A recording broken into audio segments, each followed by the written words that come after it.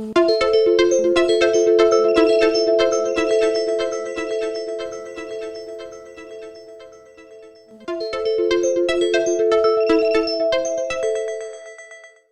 mfuatiliaji wa chaneli hii, karibu katika mfululizo wa masomo yetu ya internet. Mtakuwa nami Mwalimu Mashukura Habibu, mwalimu wa teknolojia saidizi kwa wasioona. Masomo haya yanalenga kuwafundisha watu wasioona namna ya kutumia internet. Katika mfululizo wa masomo haya tutaweza kujifunza maana ya interneti, namna gani interneti ilianza, na pia vitu vinavyohitajika ili interneti iweze kufanya kazi. Masomo haya yatakusaidia kuelewa namna gani interneti inasaidia katika mawasiliano, kujifunza na katika kufanya shughuli za kila siku kidijitali. Na kusihi ungana nami mwanzo hadi mwisho wa masomo haya, na usisite kuweka comment, kushare na kusubscribe ili uendelee kupata masomo mengi zaidi kuhusiana na matumizi ya internet. Somo la kwanza, utangulizi. Katika somo la leo tutajifunza maana ya neno internet, na pia tutajikita katika kuangalia huduma mbalimbali zinazopatikana kupitia internet. Maana ya neno internet. Internet ni neno la Kiingereza lililotokana na maneno mawili, yaani interconnected network.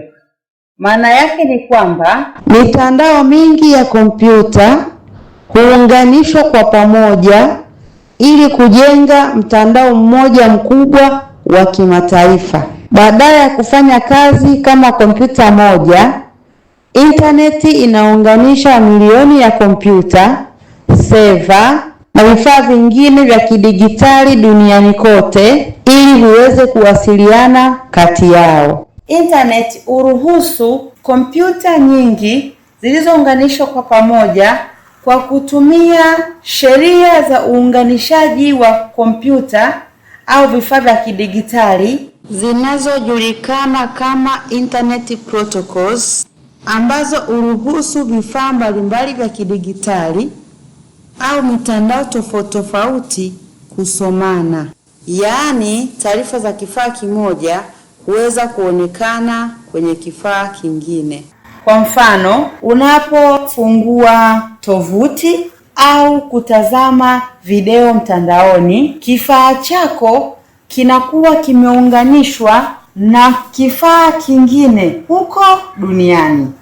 Na mawasiliano haya hufanyika kwa haraka na yanaweza kufanyika kwa vifaa vilivyo katika umbali tofauti. Huduma mbalimbali zinazopatikana kupitia internet.